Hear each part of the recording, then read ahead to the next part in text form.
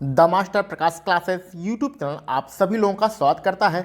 उत्तर प्रदेश में जूनियर शिक्षक भर्ती की तैयारी करने वाले ऐसे सभी अभ्यर्थियों जिन्होंने अपने सेकंड पेपर के लिए सामाजिक अध्ययन विषय का चुनाव किया है, तो ऐसे सभी अभ्यर्थियों के लिए हम लोग टोटल 100 प्रश्नों का प्रैक्टिस सेट लेकर आए हैं।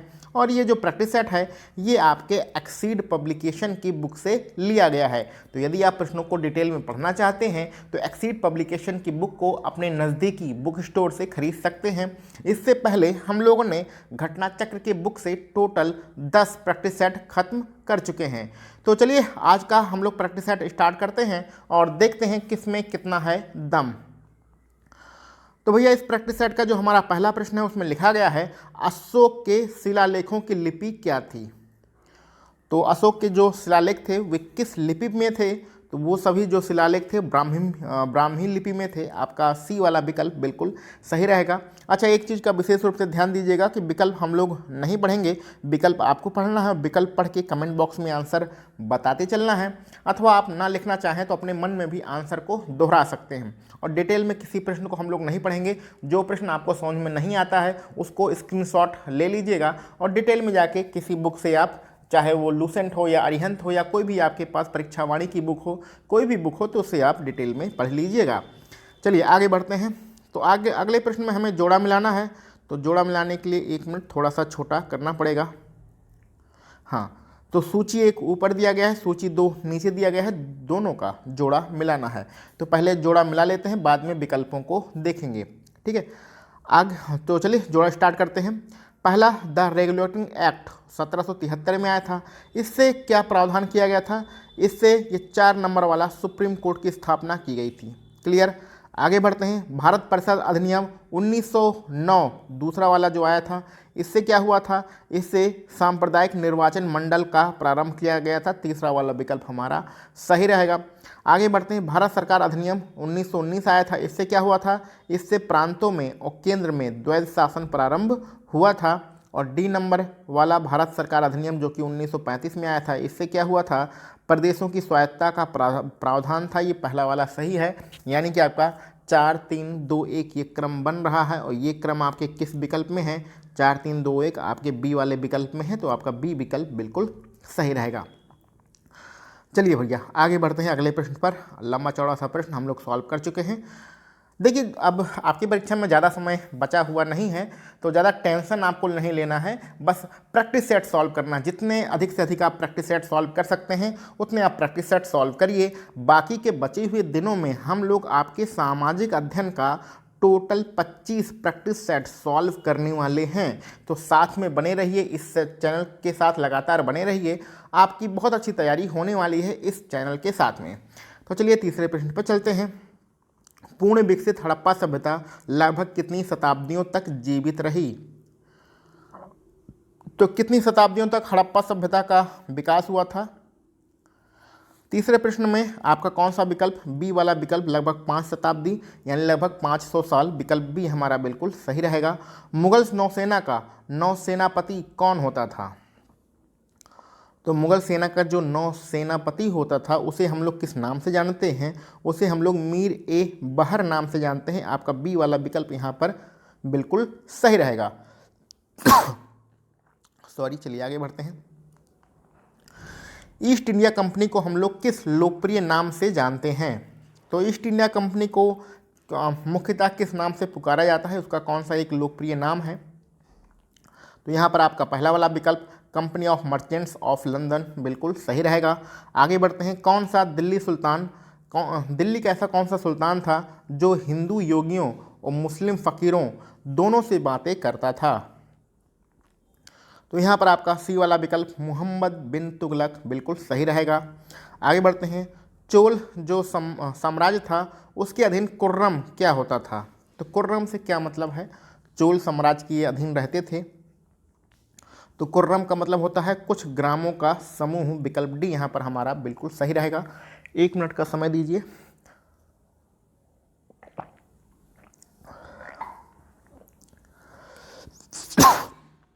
पता नहीं क्यों खांसी बहुत ज़्यादा आ रही है। 8वें नंबर चलते हैं। इनमें से कौन वैदिक सूर्य देवता नहीं थे? तो वैदिक काल के सूर्य देवता कौन से नहीं थे? तो यहाँ आप विकल्प सी देख रहे हैं विश्वकर्मा, ये आपका बिल्कुल सही रहेगा। आगे बढ़ते हैं अपने अगले प्रश्न पर। कनिष्क बौद्ध धर्म के किस संप्रदाय का अनुयायी था? तो किस संप्रदाय का अनुयायी था भैया? महायान संप्रदाय का अनुयायी था। विकल्प बी हमारा यहाँ पर बिल्कुल सही रहेगा। प्रश्न पढ़ना है, फटाफट हमें आंसर बताते चलना है, कोई इसमें देर नहीं करना है। वली और अमीर के पदों को किसने पृथक किया था? तो वली और अमीर ये दो पद होते थे राजा के पास, इसको किसने पृथक किया था? इसको मोहम्मद बिन तुगलक ने पृथक किया था। विकल्प भी यहाँ पर हमारा बिल्कुल सही रहेगा। आगे बढ़ते हैं। 11वें नंबर के प्रश्न में आपको क्या मिलाना भैया? जोड़ा मिलाना है। तो पहले हम लोग जोड़ा मिलाएंगे, बाद में विकल्पों को देखेंगे। चलिए जोड़ा मिलाते हैं 11वें नंबर के प्रश्न में। ये कौन किससे संबंधित है? वही उसी का जोड़ा है। फुतुह किससे संबंधित है? वो बिना मांगा ऐच्छिक ज्ञान जो कहलाता है वो फुतुह कहलाता है। बलायत क्या होता है? आध्यात्मिक क्षेत्र होता है। बरकत क्या होता है? एक सूफी जो संत होते हैं उनकी आध्यात्मिक पवित्रता को हम लोग बरकत कहते हैं। मलफूज क्या होता है? सूफी संत का वार्तालाप जो होता है, हम बातें जो उनसे करते हैं उसको मलफूज कहा जाता है। तो सीधा सीधा क्रम बन रहा है 1 2 3 4 का, और 1 2 3 4 आपके पहले वाले विकल्प में ही दिया गया है। ठीक है, चलिए आगे बढ़ते हैं। 1 मिनट। औरंगजेब ने अपनी विजयों को लिपिबद्ध करने के लिए किस हिंदू इतिहासकार को खोजा था? तो कौन सा हिंदू इतिहासकार है जिसने औरंगजेब की विजय को लिपिबद्ध किया था? 12 नंबर में उसका नाम है ईश्वर दास नागर। विकल्प भी हमारे यहाँ पर बिल्कुल सही रहेगा। निम्नलिखित में से कौन भारतीय राष्ट्रीय कांग्रेस के पहले अध्यक्ष थे? तो भारतीय राष्ट्रीय कांग्रेस के पहले अध्यक्ष हैं WC बनर्जी। रटा हुआ क्वेश्चन है, हजारों बार आप ये प्रश्न पढ़ चुके हैं। आगे बढ़ते हैं। महात्मा गांधी ने निम्न में से किसमें भूख हड़ताल किया था? तो भूख हड़ताल किस आंदोलन में किया था महात्मा गांधी ने? यहाँ पर आपका अहमदाबाद आंदोलन। विकल्प बी बिल्कुल सही होगा। फटाफट आंसर बताते जाना है, कोई इसमें देर नहीं करना है और कुछ हिला हवाली भी नहीं करना है। अब आपका बहाना बनाने का समय खत्म हो चुका है, आपकी परीक्षा बहुत ज़्यादा नज़दीक है। एक कथन है जिसमें कहा गया है long ago we have made trysts with destiny. ये किसने कहा था और कब कहा था? तो ये 1947 में भारत की स्वतंत्रता के अवसर पर पंडित जवाहरलाल नेहरू ने कहा था। आपका पहला वाला विकल्प बिल्कुल सही होगा। बूचड़खाना क्षेत्र के जो साक्ष्य हैं वो कहाँ से प्राप्त हुए हैं? तो बूचड़खाना कहाँ पाया गया है? ये प्राचीन सभ्यताओं की बात हो रही है, सिंधु घाटी सभ्यता के समय। तो आपका मैदहा विकल्प ए वाला बिल्कुल सही रहेगा। हड़प्पा कालीन जो व्यापार होता था वो किसके साथ होता था? ये 4 विकल्प हैं, चारों विकल्पों में किन किन के साथ होता था? विकल्प आपके जो विकल्प हैं ये नीचे दिए गए हैं। तो हड़प्पा कालीन जो भैया व्यापार होता था वो ईरान के साथ होता था, इराक के साथ होता था, यानी कि विकल्प ए हमारा यहाँ पर बिल्कुल सही रहेगा। सत्यमेव जयते उक्ति सर्वप्रथम कहाँ व्यक्त की गई थी? तो सत्यमेव जयते जो कथन है ये सबसे पहले कहाँ पर कहा गया था, यानी कि ये कहाँ से हमें मिला है? तो ये मुंडकोपनिषद। आपका विकल्प भी यहाँ पर बिल्कुल सही रहेगा। आगे बढ़ते हैं। बेसनगर अभिलेख का हेलियोडोरस कहाँ का निवासी था? तो यानी कहने का मतलब है बेसनगर का जो अभिलेख पाया गया है उसमें हेलियोडोरस के बारे में बताया गया है, और ये कहाँ का निवासी था? तो ये आपके तक्षशिला का निवासी है। बहुत ही आसान प्रश्न है, कोई दिक्कत की बात नहीं है। कल्हड़ की राजत कल्हड़ ने कौन सी किताब लिखी है? राजतरंगिणी। इसमें कुल कितने अध्याय हैं? इसमें टोटल 8 अध्याय हैं। पहला वाला विकल्प बिल्कुल सही रहेगा। अब अगले प्रश्न में आपको 3 कथन दिए गए हैं, ठीक है, और इन तीनों कथनों में बताना है कि कौन सा कथन सही है। तो 21 नंबर में जो सबसे नीचे वाला आप लोगों ने ये कथन पढ़ ही लिए होंगे, सबसे नीचे वाला जो तीसरा कथन है यही सही है, यानी कि केवल 3। विकल्प भी हमारा सही रहेगा। और ये पहला वाला और दूसरा वाला दोनों गलत है। आगे बढ़ते हैं 22 नंबर पर। इसमें भैया जोड़ा मिलाना है, तो पहले जोड़ा मिला लेते हैं, बाद में विकल्पों को देखेंगे। 22 नंबर के प्रश्न में तो कौन सा जो है सुधार कब किया गया था शिक्षा के क्षेत्र में, यही बताना है। तो पहला है 1854। 1854 में क्या आया था? वुड का डिस्पैच आया था, पहले नंबर पे ही जाएगा। 1882 में क्या हुआ था? हंटर कमीशन आया था। और 1904 में क्या हुआ था? भारतीय विश्वविद्यालय अधिनियम की स्थापना की गई थी। 1917 कहाँ जाएगा? सैंडलर विश्वविद्यालय आयोग पर जाएगा। तो 1 3 4 2 ये आपका जोड़ा बनेगा। 1 3 4 2 कहाँ पर है? 1 3 4 2 आपके पहले वाले विकल्प में है। तो इस प्रकार आपका पहला वाला विकल्प बिल्कुल सही रहेगा। चलिए आगे बढ़ते हैं अपने अगले प्रश्न पर। तो यहाँ पर सिर्फ आपको इतना बताना है कि महाराजा जयसिंह ने किसका निर्माण कराया था, महाराजा जयसिंह द्वितीय ने किसका निर्माण कराया था, यही आपको बताना है। तो 23 नंबर में कौन सा सही होगा, दिल्ली में जो जंतर मंतर है उसका निर्माण महाराजा जयसिंह द्वितीय द्वारा कराया गया था। आगे बढ़ते हैं 24 नंबर पर, ब्रह्म समाज, रामकृष्ण मिशन और आर्य समाज, इन तीनों में क्या समानता है। दिए गए विकल्पों को ध्यान से पढ़िए और तीनों में क्या समानता है यही आपको बताना है। तो 24 नंबर में जो पहला वाला विकल्प है, तीनों ही राजनीतिक उद्देश्यों के लिए नहीं बने थे, लेकिन तीनों ने ही देशभक्ति की भावना के विकास में सहायता दिया था, ये वाला जो कथन है तीनों का बिल्कुल सही है और बाकी के जो आपके कथन हैं ये कोई मैच नहीं कर रहे हैं। चलिए आगे बढ़ते हैं 25 नंबर पर। 25 नंबर में भी आपको क्या करना भैया, जोड़ा मिलाना है। ये पुर्तगालियों के आने का क्रम है, किस शहर में या किस जगह पर वो कब पहुँचे थे, इसी क्रम को आपको मिलाना है। तो चलिए ठीक है, 25 नंबर में हम लोग अपना जोड़ा मिलाते हैं और चलिए स्टार्ट करते हैं। तो कालीकट में कब पहुँचे थे, कालीकट में सबसे पहले पहुँचेंगे 1500 में। कन्नौर में कब पहुँचेंगे, कन्नौर में पहुँचेंगे 1502 में। धावोल में कब पहुँचेंगे 1522 में। और पोन्नारी बचा है तो ये जो बचा है उस पर लगा दीजिए 1525 में। तो 3 4 1 2 हमारा क्रम बन जाएगा और 3 4 1 2 कहाँ पर है, 3 4 1 2 विकल्प आपके डी में दिया गया है। चलिए आगे बढ़ते हैं। कुछ प्रश्न आपके सरल हैं, कुछ प्रश्न आपके कठिन हैं, लेकिन आप लोगों ने जो अभी पिछले 10 प्रैक्टिस सेट लगाए हैं घटना चक्र के, उससे ये वाला जो प्रैक्टिस सेट थोड़ा सा लेवल इसका हाई है। तो चाहे प्रश्न कठिन आए या आपके प्रश्न सरल आए, उससे कोई फर्क पड़ने वाला नहीं है, हमें तो अपना प्रैक्टिस सेट लगाना है। आगे बढ़ते हैं। अर्थशास्त्र का जनक किसे कहा जाता है, यहाँ से आपके इकोनॉमिक्स के क्वेश्चन स्टार्ट होते हैं। तो अर्थशास्त्र के जो जनक हैं वो एडम स्मिथ को कहा जाता है। तो आगे हमारी जो 27 नंबर के प्रश्न में लिखा गया है, किसी देश का व्यापार संतुलन किसके बराबर होता है। तो विकल्पों को ध्यान से देखिए और इसमें से कौन सा विकल्प सही हो सकता है इसको बताने की कोशिश करिए। तो यहाँ पर आपका जो देख रहे हैं डी वाला विकल्प है, निर्यात माइनस आयात, यही हमारा व्यापार संतुलन कहलाता है। विकल्प डी यहाँ पर दिए गए विकल्पों में सबसे सही रहेगा। 28 नंबर चलते हैं। निम्न में से किस बाजार व्यवस्था में वस्तु विभेद संभव है। तो 28 नंबर में सोच समझ के आंसर दीजिए, वस्तु विभेद किस तरह के बाजार व्यवस्था में संभव है। तो यहाँ पर जो एकाधिकार बाजार व्यवस्था है वो आपका विकल्प सही रहेगा, पहला वाला विकल्प हमारा यहाँ पर सही है। अंत्योदय योजना किससे संबंधित है।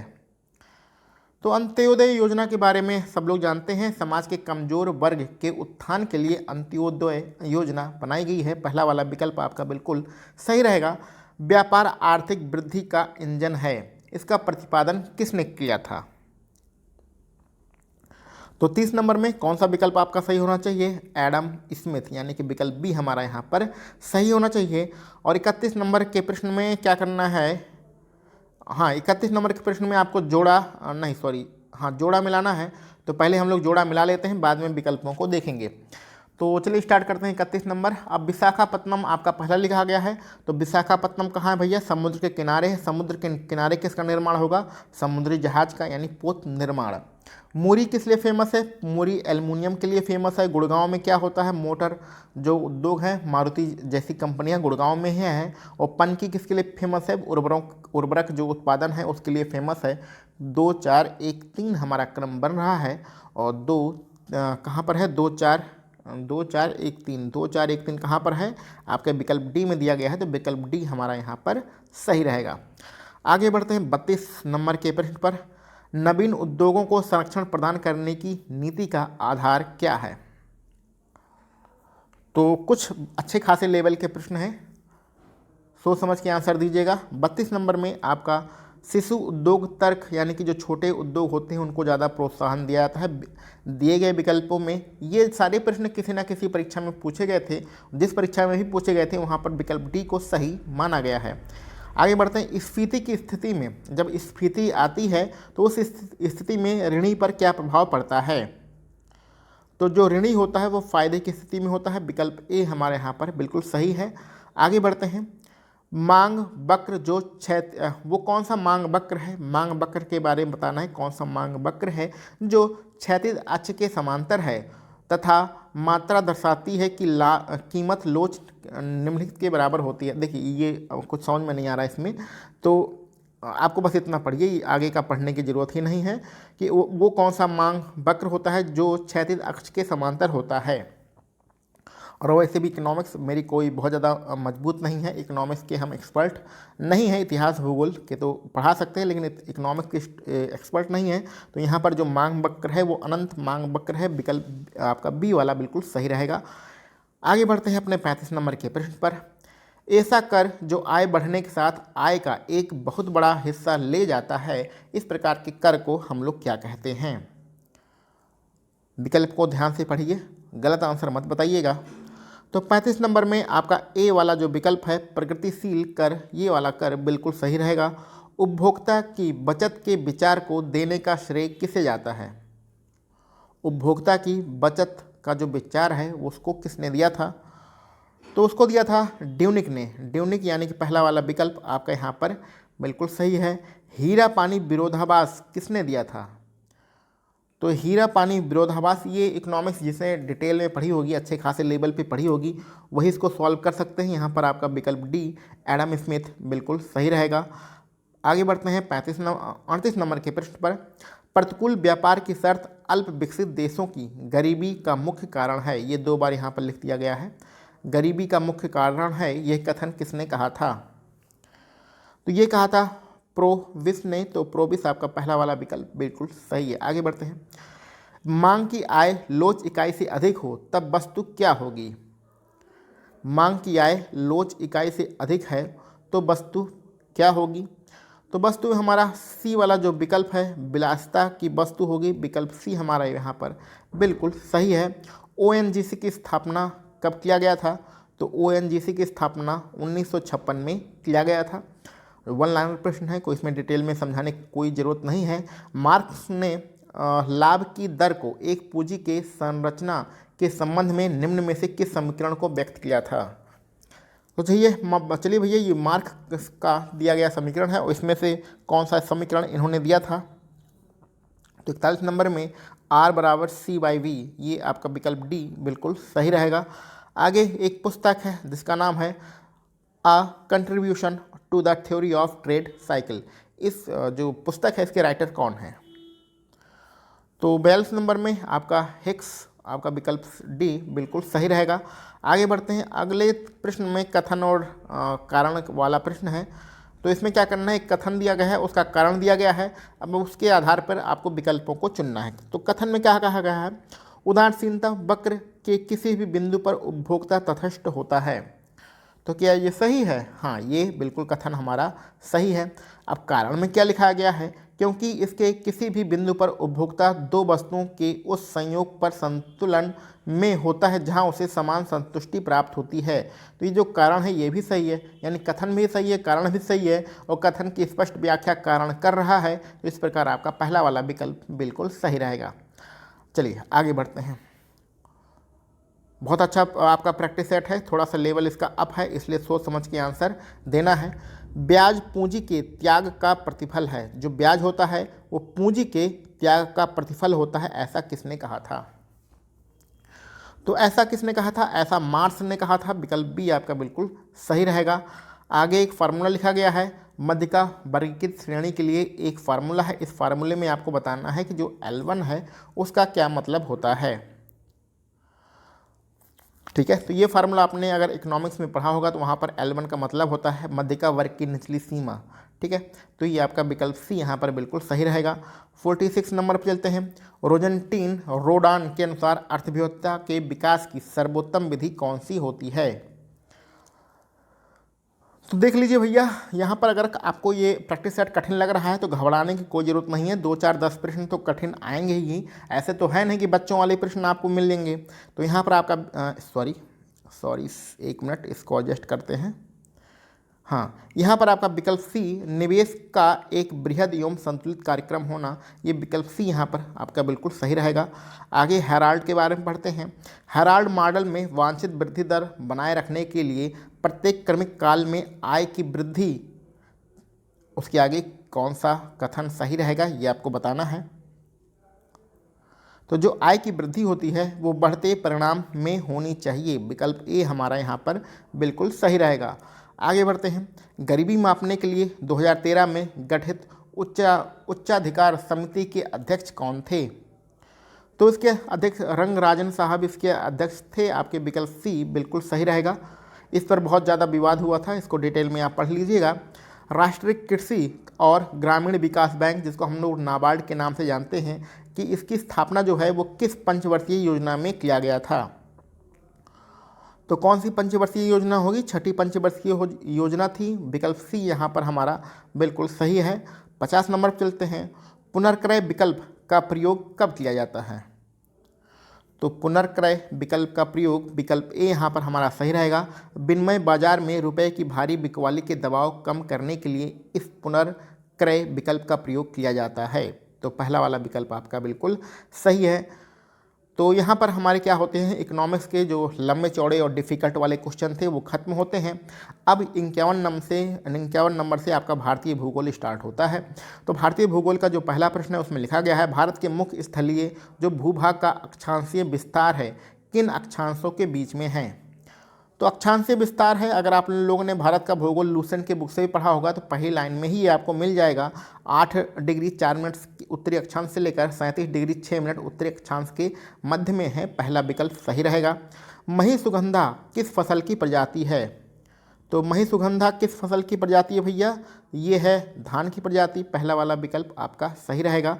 और कौन सा सुमेलित नहीं है, निम्नलिखित में से कौन सा सुमेलित नहीं है, यानी कौन सा जोड़ा गलत है, यही आपको बताना है। ये 4 जोड़े हैं, उनमें होने वाली बीमारियां हैं और कौन सी गलत है। तो इसमें धान में हरित बाल रोग होता है, ये वाली जो बीमारी है ये गलत है। बाकी की आपके बी सी डी ये तीनों बिल्कुल सही हैं।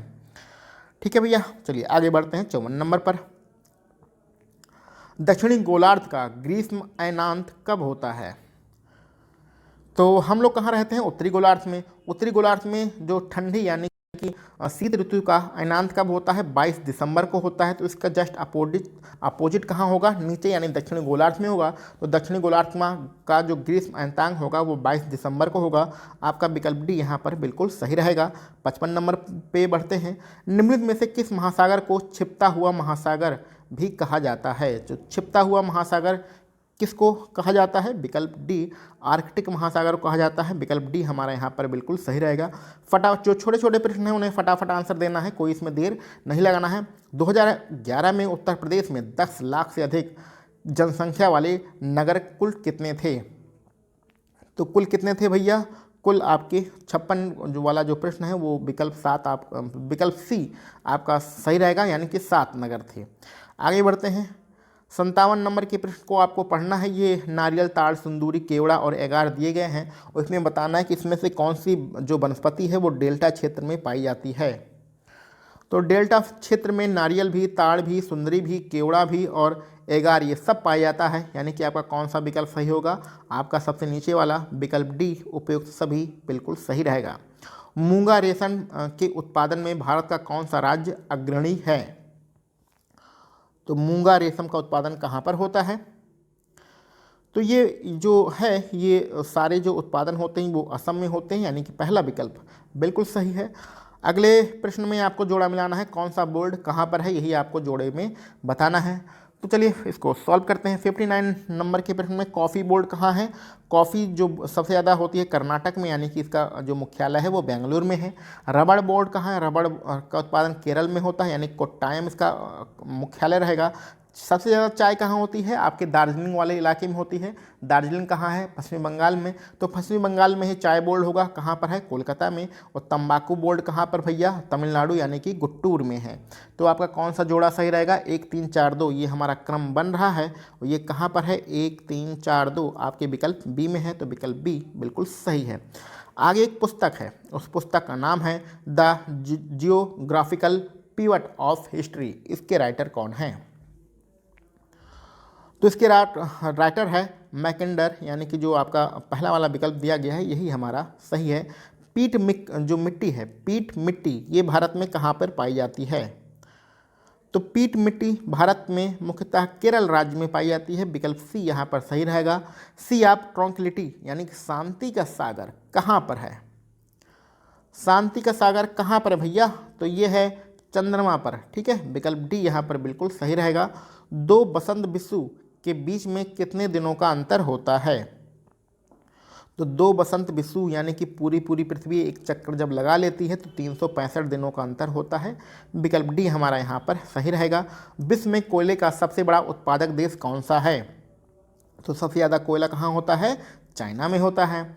आगे बढ़ते हैं, निम्न में से कौन ऊर्जा का एक गैर परंपरागत साधन नहीं माना जाता है? सोच समझ के आंसर दीजिएगा। तो गैर परंपरागत साधन जो है, सौर ऊर्जा को टिक मत लगाइएगा, यहाँ पर आपका प्राकृतिक गैस रहेगा। पहला वाला विकल्प आपका बिल्कुल सही रहेगा दिए गए विकल्पों में से। आगे बढ़ते हैं, निम्नलिखित में से कौन सा राज्य शहतूत रेशम के उत्पादन में प्रथम है या शहतूत रेशम का उत्पादन करता है? तो कौन सा करता भैया? कर्नाटक। विकल्प बी हमारा यहाँ पर बिल्कुल सही है। आगे बढ़ते हैं, एक परिभाषा आपको लिखी गई है। यहाँ से आपके विज्ञान वाले प्रश्न स्टार्ट होते हैं, तो ये परिभाषा पढ़ लीजिए। वायु के नमूने में वास्तविक नमी की मात्रा संतृप्त वायु की उसी मात्रा में तथा उसी तापमान पर निहित आर्द्रता का प्रतिशत कहलाता है। तो ये किसकी परिभाषा है, यही आपको बताना है। यह है आपकी सापेक्ष आर्द्रता की परिभाषा। विकल्प भी यहाँ पर बिल्कुल सही है। आगे बढ़ते हैं, निम्न में से कौन सा नगर सबसे अधिक ऊंचे स्थल पर बसा हुआ है? सबसे अधिक ऊंचाई पर कौन सा शहर है, ये आपको बताना है दिए गए विकल्पों में से। तो लहासा जो कि भारत में है और लद्दाख में है, ये आपका बिल्कुल सही रहेगा। आगे बढ़ते हैं, ग्वादर पत्तन किस देश में है? तो जो ग्वादर पत्तन है वो कहाँ पर है भैया? पाकिस्तान में है। ग्वादर पत्तन पाकिस्तान में है, तो हाँ, ग्वादर पत्तन कहाँ पर है? पाकिस्तान में है। विकल्प भी आपका यहाँ पर सही रहेगा। आगे बढ़ते हैं 70 नंबर के प्रश्न पर, और हाँ चलिए, वायुमंडल की ओजोन परत पृथ्वी को किससे बचाती है? तो स्वाभाविक सी बात है, वायुमंडल की जो ओजोन परत है, बचपन से ही पढ़ते आ रहे हैं, वो हमें पराबैंगनी किरणों से बचाती है। विकल्प डी यहाँ पर सही रहेगा। आगे के जो प्रश्न हैं वो आपके संविधान से लिए गए प्रश्न हैं। संविधानेतर अधिकार का क्या अर्थ होता है? तो ये बड़े बड़े विकल्प हैं, जरा ध्यान से पढ़िए और कौन सा इसमें सही होगा वो बताने की कोशिश करिए। संविधानेतर अधिकार का मतलब होता है वह शक्ति जो संविधान सम्मत नहीं है, संविधान में नहीं लिखी गई है। विकल्प सी आपका बिल्कुल सही रहेगा। संविधान सभा द्वारा भारतीय संविधान को स्वीकार किया गया था। तो कब स्वीकार किया गया था भैया? 26 नवंबर 1949 को स्वीकार किया गया था। अगर अंगीकार करने की बात आए या लागू करने की बात आए तो हम लोग 26 जनवरी 1950 आंसर देंगे। इस प्रश्न के लिए विकल्प सी हमारा सही रहेगा। आगे बढ़ते हैं, निम्नलिखित में से कौन भारतीय गणतंत्र का प्रमुख होता है? तो भारतीय गणतंत्र का प्रमुख कौन होता है? राष्ट्रपति होता है।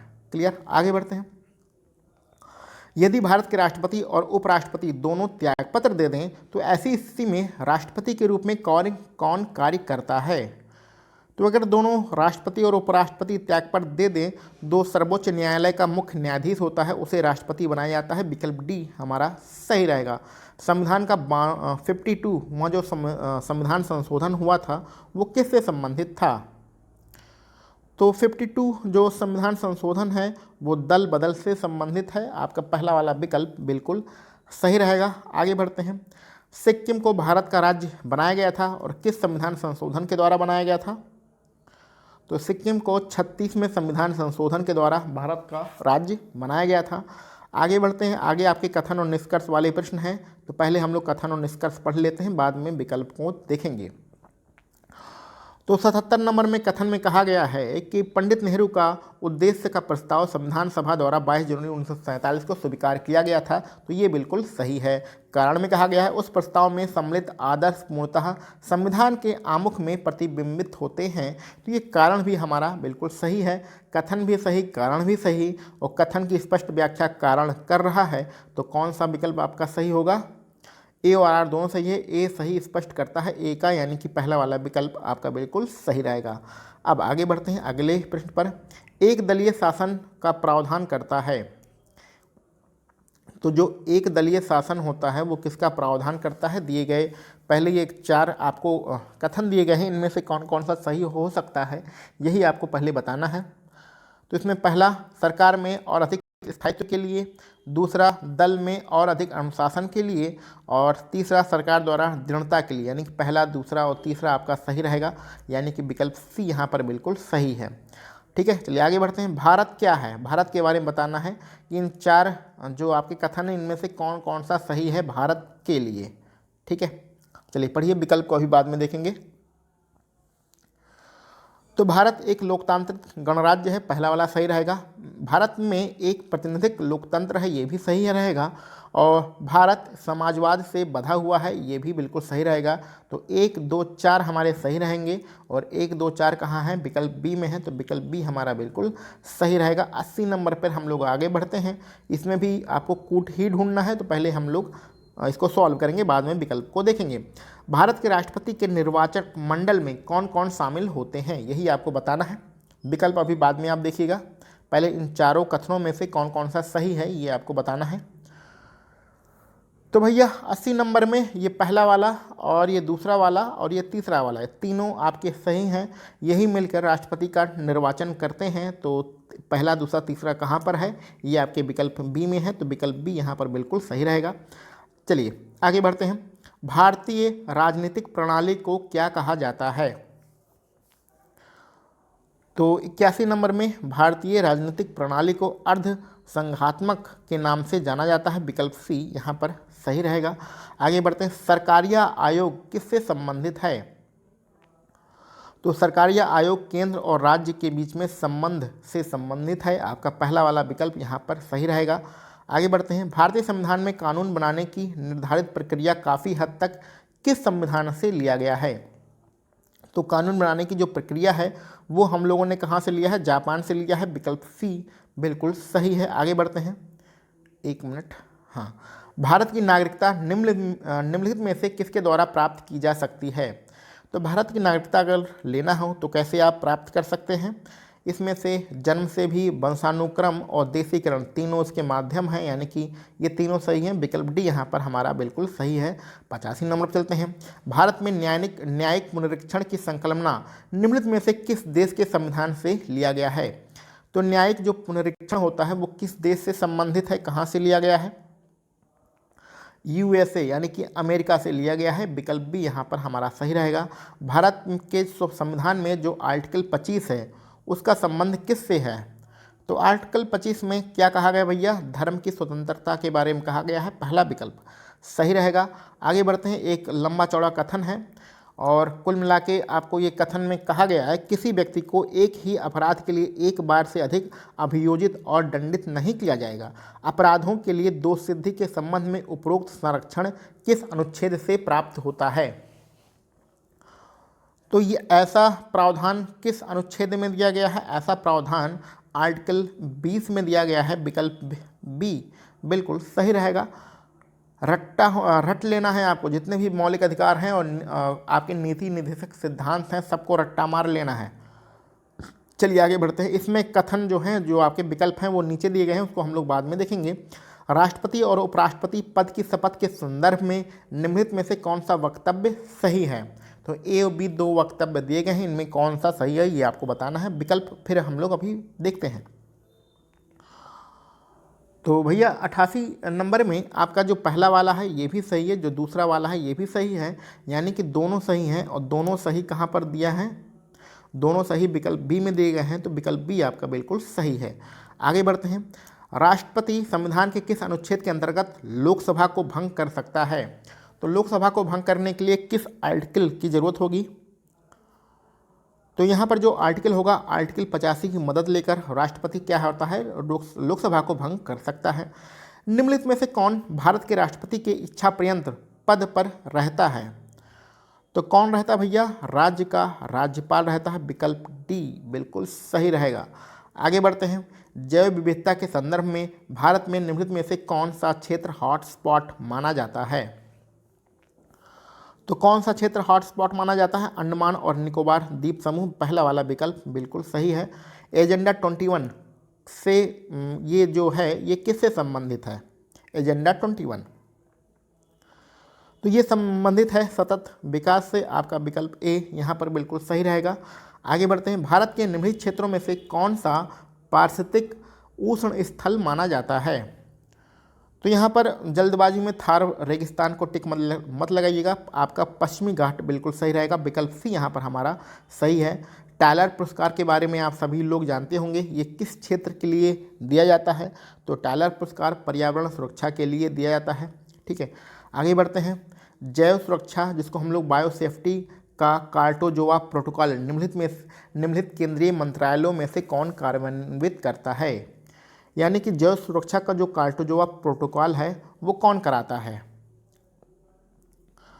तो जो इसका आयोजन है पर्यावरण और वन मंत्रालय के द्वारा किया जाता है। विकल्प सी यहाँ पर सही रहेगा। 96 नंबर पे चलते हैं। अच्छा, अब आपको क्या करना है कि आप सामाजिक अध्ययन के टीचर बनने जा रहे हैं और लगभग आपका 4600 पे ग्रेड है और 60,000 वेतन है। तो ऐसी कंडीशन में यहाँ पर 2-4 प्रश्न जो एक्सीड पब्लिकेशन में है शिक्षण से संबंधित आपको दिए गए हैं। तो चलिए ये इस टाइप के प्रश्न यानी शिक्षण वाले प्रश्न आपकी परीक्षा में आने की संभावना ना के बराबर है, लेकिन यहाँ पर दिया गया है। तो चलिए हम लोग सॉल्व कर लेते हैं। सरकार एवं इसके कार्यों की चर्चा अक्सर अतिवादी विचारों की तरफ ले जाती है, अतः शिक्षक को क्या करना चाहिए? विकल्पों को ध्यान से देखिए। अच्छा, इस प्रकार के सारे प्रश्न बहुत ही आसान होते हैं। आपको हमेशा पॉजिटिव सोचना है और अगर बच्चों की बात की जा रही है तो बच्चों के बारे में ही सोच समझ के आंसर देना है, अपना दिमाग नहीं लगाना है। पॉजिटिव वे में आपको आंसर करना है तो आपके सारे आंसर सही हो जाएंगे। तो यहाँ पर आपका विकल्प जो डी रहेगा, उपदेशात्मक क्रियाओं की तुलना में अधिक वस्तुनिष्ठ अंतः क्रियाओं का आयोजन करना है। विकल्प डी आपका बिल्कुल सही रहेगा।